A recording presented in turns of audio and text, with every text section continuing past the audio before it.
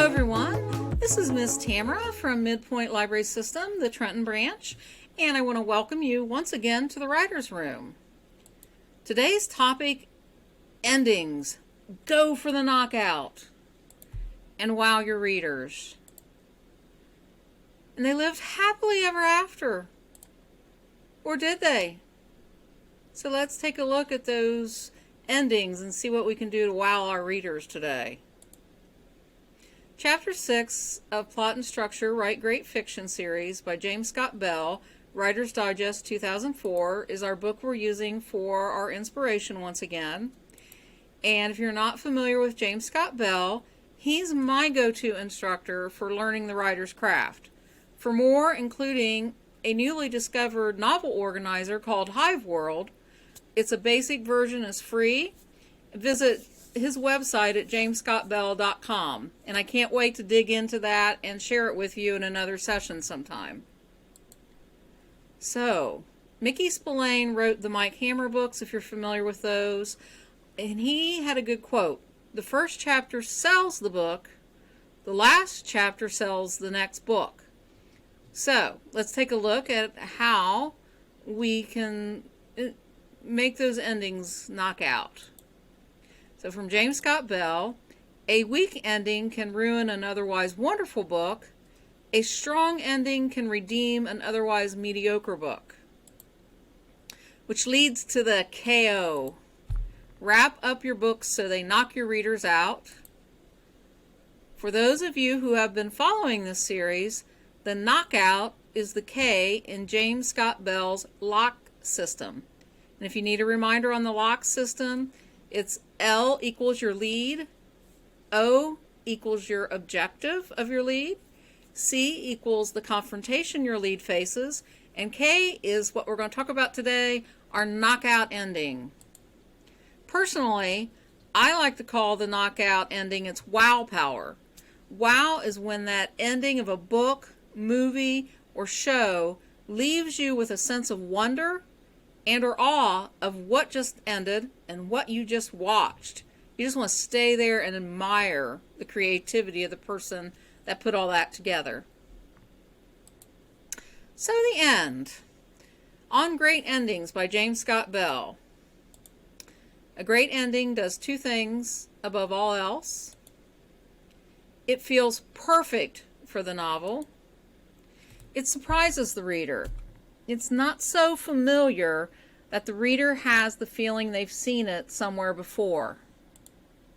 Which brings up another challenge.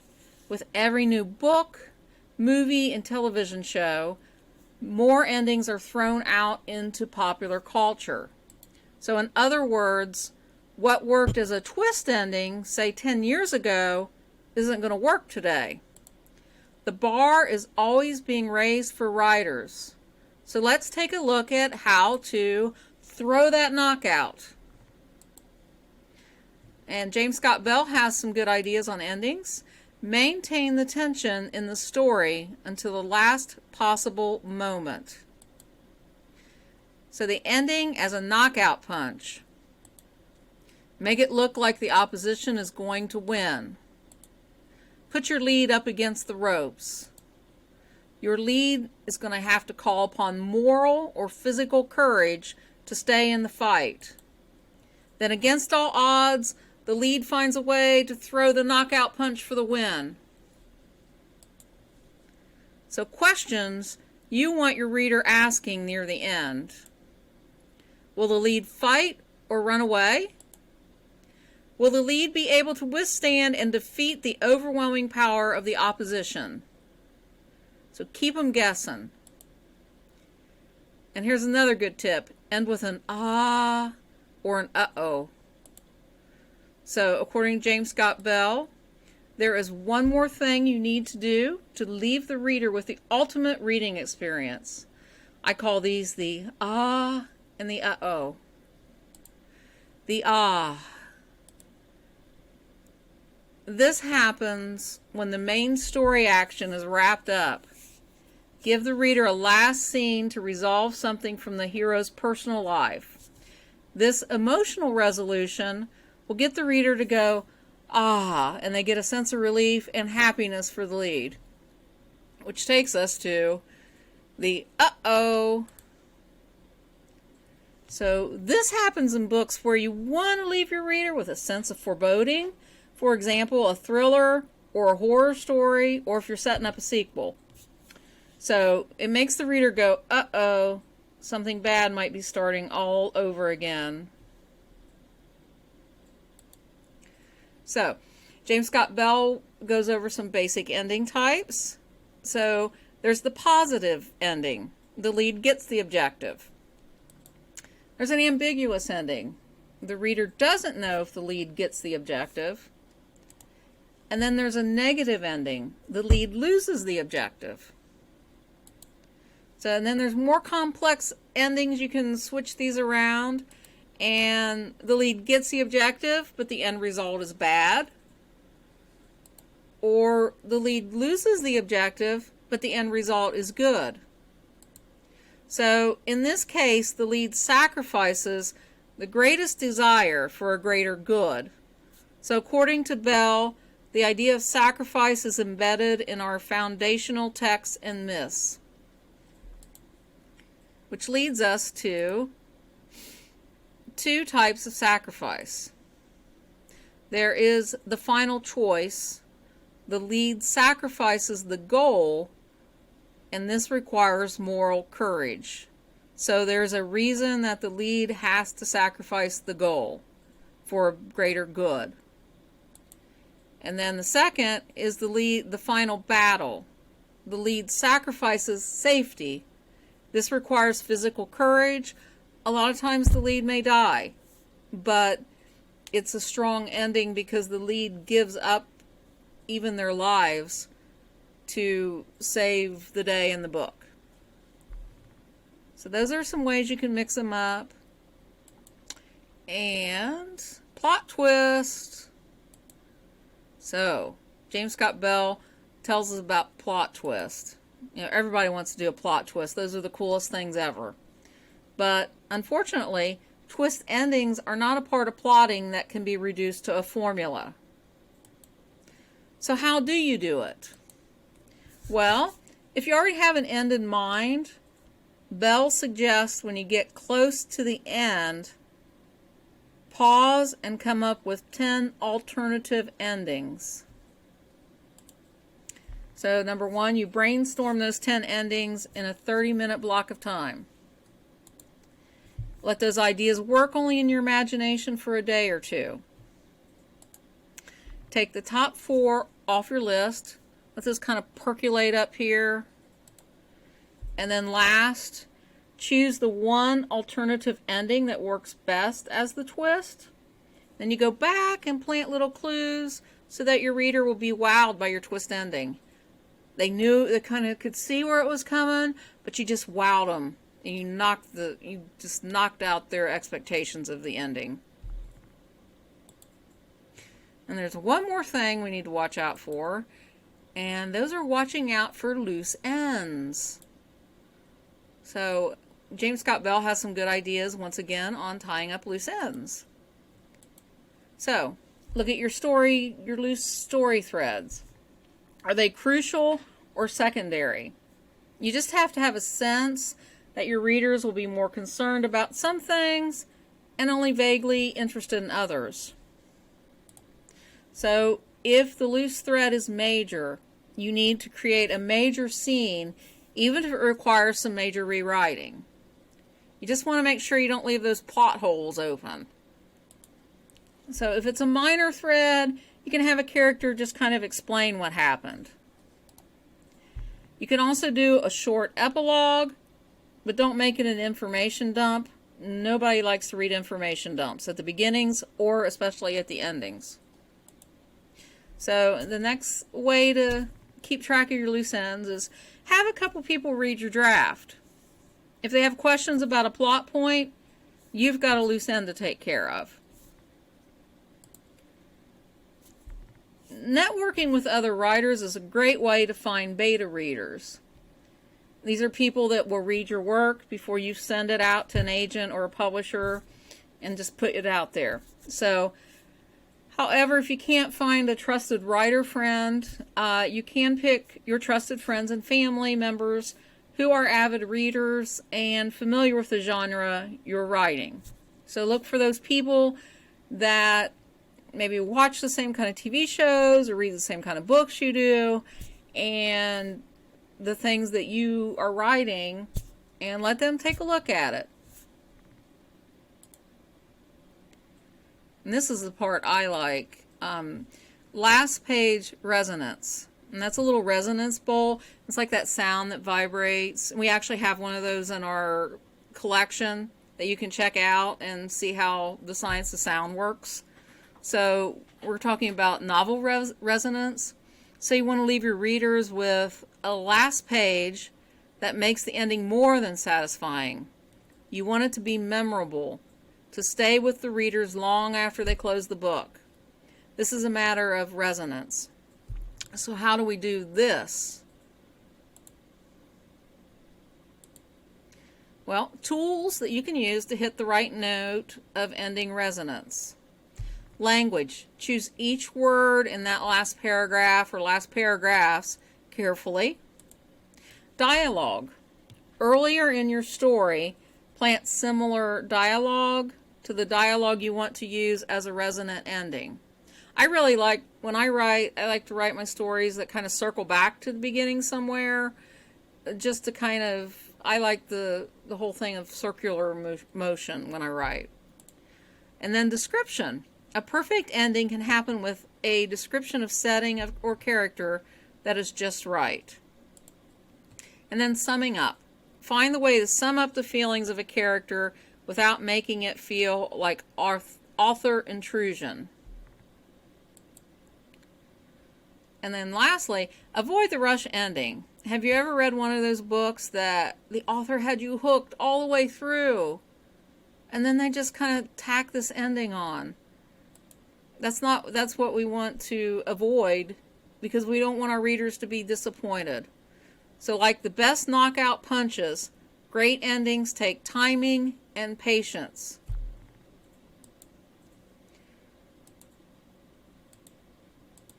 So, James Scott Bell has some ways to avoid rushing your ending.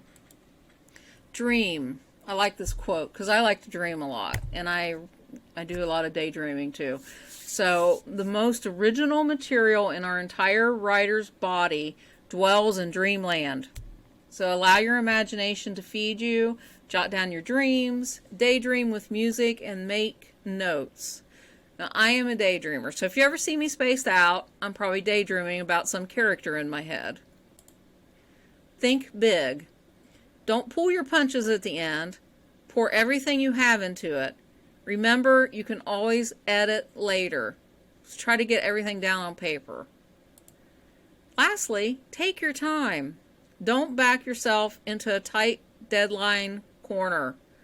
I admit I'm a procrastinator. I've written many stories in the last hour that they can possibly be submitted. So, give yourself time to have the flexibility to take a break before writing the ending. So that's kind of what I have from that last chapter. And now we're going to do a little putting it into practice. So I'm calling this my fan fiction twist, because I'm going to be sharing some fan fiction with you today. And fan fiction offers exactly what it sounds like. It's a chance to imagine what if a different course of action were followed. So today I'll be sharing a bit of the end game of my Once Upon a Time fan fiction titled Love Above All. For those of you who might have been following the writer's room, this was formerly titled Love as Strong as Death.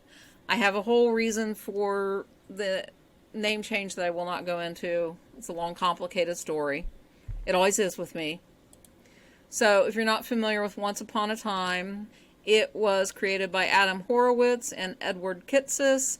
It was an American fantasy adventure that aired for 7 seasons on ABC from 2011 to 2018. It's celebrating its 10th anniversary of the premiere this year, and you can watch it on Disney+. I highly recommend it, especially the first 3 seasons are excellent. So, My over 150,000 word collection of scenes and plot twist is my series on Archive of Our Own named Once Upon a Time Reimagined. It's told from the viewpoint of Rumpelstiltskin. Love Above All changes up the fairy tale drama at the midpoint of season 3, keeping some quote-unquote canon events, but changing several others.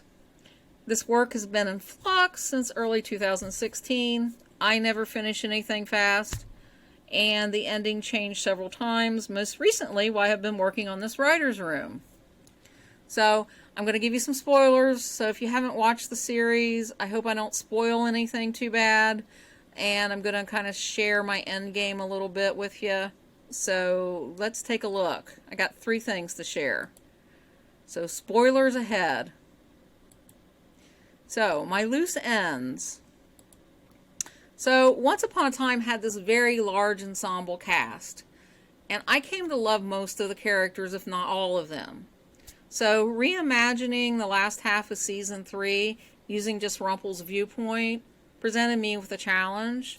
So, how am I going to tie up all the loose ends of everyone's stories? So, like season 3's ending, Rumpel and Belle do get married, but instead of the Storybrooke wishing well, their wedding takes place in the Dark Castle, which is Rumpel's castle. So these are these gorgeous costumes, and I'll explain that in a minute, why I have all these costumes.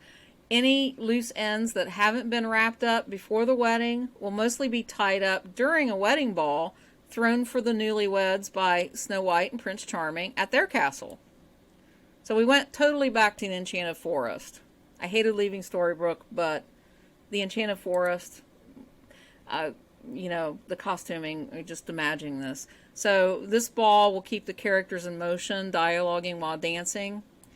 So it gives the main characters fan fiction screen time to tie it all together.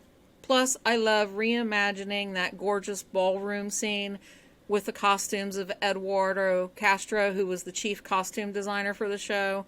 I mean, gorgeous costumes. So, of course, we have Regina and Robin Hood. And we have Hook and Emma. Now, Neil is still alive at my season 3, so I'm not sure how he fits into all this, but there'll still be some Captain Swan for the Captain Swan fans, I promise. So, with all this, this is how I tie up my loose ends. So, I do have an So, I can't resist an with Rumpel. Fellow Oncers, especially Rumbell fans, will know where I'm coming from, especially with the end of season 3 through season 6. So I switched the loose end ballroom scene with a scene featuring the imprisoned Zelena, and she is season 3B's Big Bad, the Wicked Witch of Oz. A very lovely actress, Rebecca Mader. She was great as a villain, so this is my time to do fangirling. And I do apologize, I can't do the voice as well as Robert Carlyle when I read my fiction, but I'm going to do my best. So, one last task to be done, dearie, the Dark One inside mocked. Are you up to doing it? That is the question. Rumpel traced the torchlit path of the dank mines underneath the castle, far away from the dancing and celebrating above, toward the last place he'd resided before the dark curse landed them all in Storybrooke a lifetime ago, far away from Belle. Belle trusts me to do the right thing. New beginnings. I, Rumpelstiltskin, take you, Belle, to have and to hold from this day forward, to follow the path of love above all. Rumpel held that moment close, especially now. He'd meant those vows as he'd slipped the ring on Belle's hand. That ring he'd fashioned the fateful night in his shop so long ago, before his odyssey, as Persephone had called it, from being dead not dead in the underworld, to New York, back here to the Enchanted Forest. Here. Rumpel stepped out of the shadows into the light of his former prison. Come to gloat, Rumpel? Zelena was already at the pointy bars. Lecture me on how great a student Regina was. A scowl twisted her face, as if to show indignation that Rumpel had taken this long. To end my miserable existence? What if Zelena disappears with no trace? Just scurries away as a rat for the castle cat to gobble up. Now what harm is in that, dearie? You won't be ending her miserable existence. Uh-oh. Will Rumple let the Dark One get the better of him and ruin his own wedding day, with full knowledge Belle will not approve of such an act of revenge? Or will he honor his vows to Belle? Stay tuned. So, just because I can't resist to end with an to fix some of those things in season 3, I won't spoil everything. Let's just say Zelena doesn't become a rat for the Castle Cats dinner. She lives to wreak havoc in season 4 reimagined. Besides, after all they go through, Rumple and Belle deserve an ending.